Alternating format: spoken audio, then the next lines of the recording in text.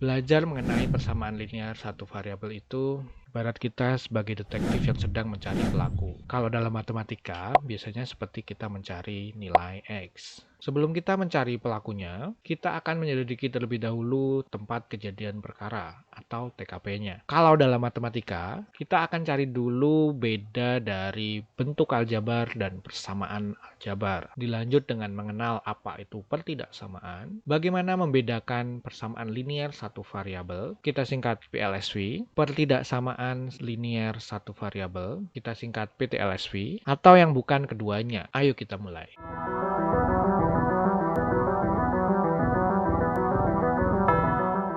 Oke, kita awali dari yang kalian sudah tahu. Ya, benar ya. Ini yang 3x tambah 6, ini adalah bentuk aljabar. Dengan x sebagai variabel, 3 sebagai koefisien, dan positif 6 sebagai konstantanya.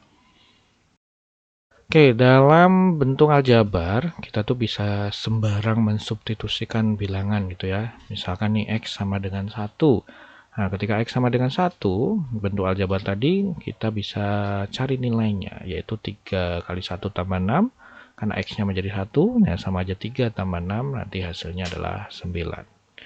Nah, tidak hanya X sama dengan 1 ya, kita juga bisa mencoba untuk X sama dengan 2 gitu ya. Nanti hasilnya itu adalah 12. Seperti ini ya, X-nya diganti dengan angka 2. Nah, tidak hanya 2 juga, kita bisa dengan X sama dengan 0 gitu ya. Dan ketika X sama dengan 0, ya nanti berarti hasilnya adalah 6. Tidak hanya itu, kita bisa juga mencoba dengan bilangan negatif, contohnya negatif 1, nah nanti hasilnya 3. Mungkin negatif 2 gitu ya, itu bisa juga, nanti hasilnya adalah 0. Positif yang lain juga bisa, misalkan positif 5, nanti hasilnya 21. Mungkin negatif yang lebih kecil lagi ya, contohnya negatif 8, nanti hasilnya adalah negatif 18. Atau bilangan yang sangat besar, contohnya misalkan 100 gitu ya, 3x-nya diganti 100, nah nanti hasilnya adalah 306. Nah, ini adalah bentuk aljabar. Pada bagian ini kita akan coba mengenal namanya persamaan aljabar. Nah, kita lihat ya bedanya, di sebelah kiri dia ada tanda sama dengannya, nah sebelah kanan dia sudah ada tanda sama dengannya. Ini namanya adalah bentuk persamaan aljabar. Contohnya ini ya, 3x tambah 6 sama dengan 18. Nah, ketika sudah ada tanda sama dengannya dan ada nilainya di sebelah kanan seperti ini, mungkin pertanyaannya jadi gini, apakah ini bisa kita masukkan sembarang nilai? Nah, jawabannya tetap bisa ya, contoh misalkan x sama dengan 1. Ketika X sama dengan 1, berarti kan bentuk persamaannya seperti ini, kanan dan kirinya. Di sini X-nya menjadi angka 1, jadi 3 dikali 1 tambah 6. Tetap hasilnya harus 18 ya, karena sama dengan tadi. Nah, sebelah kiri menjadi 3 tambah 6, hasilnya 18. Nah, tapi ternyata 3 tambah 6 itu hasilnya 9. Dan 9 tidak sama dengan 18 ya, jadi tanda sama dengannya berubah jadi tanda tidak sama dengan. Berarti akibatnya X-nya ini bernilai salah gitu ya, atau ini adalah bukan penyelesaian atau bukan jawaban atau bukan pelaku yang kita cari. Jadi mana yang harus kita cari ini ya? Contoh nih ya, X sama dengan 4. Nah, ketika X sama dengan 4, kita substitusikan, X-nya kita ganti jadi 4. Ya, jadinya adalah 3 kali 4 tambah 6, hasilnya 18. Jadi 12 tambah 6 hasilnya 18. Dan 12 tambah 6 itu adalah 18. Jadi 18 sama dengan 18. Ini mengakibatkan bahwa kalau X sama dengan 4, itu jawabannya jadi benar ya, 18 sama dengan 18. Berarti X sama dengan 4 ini adalah penyelesaiannya. Jadi kita bisa ambil kesimpulan 3x tambah 6 sama dengan 18 ini punya penyelesaian, atau penyelesaian persamaannya adalah X sama dengan 4. Atau pelakunya adalah si 4 yang membuat ini menjadi benar atau terungkap kebenarannya. Oke, kita akan mengenal pertidaksamaan. Mungkin kalian sudah tahu. Nah, ini adalah simbol yang pertama adalah simbol kurang dari. Simbol kedua ini adalah lebih dari, gitu ya. Yang ini, nah ini mungkin yang baru bagi kalian, ini adalah kurang dari atau sama dengan. Nah, karena ada kurang dari atau sama dengan, ya berarti ada lebih dari atau sama dengan. Kita coba ambil contoh dua ini, kurang dari dan lebih dari atau sama dengan. Misal kita punya variabel Y yang kurang dari 3. Dan kita punya misalkan variabel Z yang lebih dari atau sama dengan 4. Apa jadinya? Oke, kita coba lihat di sini. Nah, ketika 1 kurang dari 3 atau ketika Y sama dengan 1, berarti 1 kurang dari 3 ya, berarti ini bernilai benar. Gitu ya. Nah, kalau 2 kurang dari 3 juga benar.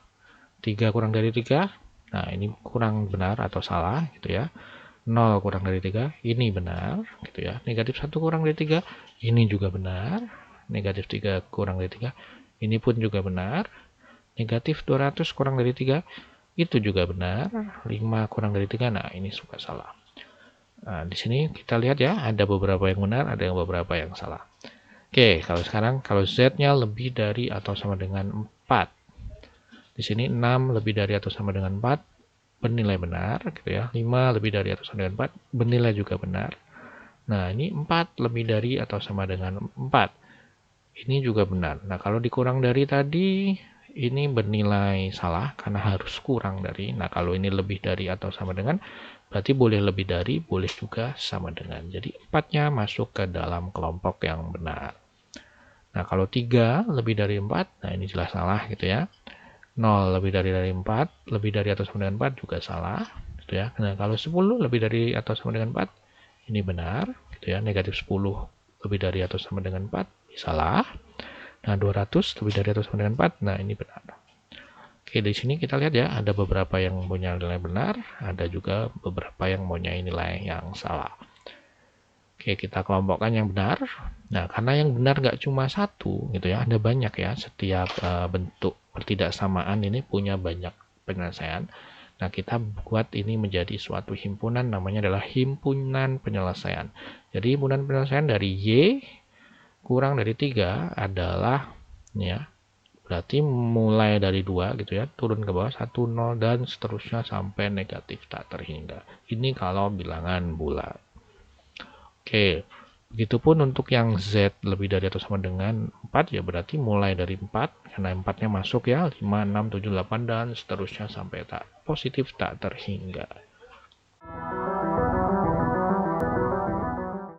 Oke, linear satu variabel. Ini mungkin dari awal sudah terpikir ya, apa sih maksudnya linear satu variabel? Kita mulai dari yang mudah, yaitu satu variabel. Ya berarti artinya jelas ya, variabelnya cuma satu. Contoh di sini 2x ditambah 4 sama dengan 6. Ya benar ya, variabelnya cuma satu, yaitu x. Oke, kalau ini 8p kurangi 4 sama dengan 1. Ya benar ya, berarti variabelnya cuma satu, yaitu p. Begitupun untuk y tambah 2y sama dengan 10. Ini variabelnya juga cuma satu, yaitu y. Nah, untuk x kuadrat tambah 4x sama dengan 0. Nah, ini variabelnya juga satu, yaitu. Tapi kalau untuk P tambah 3Q sama dengan 1, ini variabelnya 2 ya, P dan Q. Begitupun 2XY ini variabelnya 2, yaitu X dan Y. Dan ini variabelnya juga 2, yaitu T dan S. Nah, kalau ini untuk 4 sama dengan 6Y kurang 5, variabelnya 1, yaitu Y. Oke, kita coba lagi sekarang yang linear. Apa sih maksud dari kata linear? Nah, linear itu kalau dalam matematika, ini bisa salah satunya bisa diartikan dengan pangkat 1 atau tertinggi pangkatnya 1. Pangkatnya siapa ya? Ini pangkatnya variabel.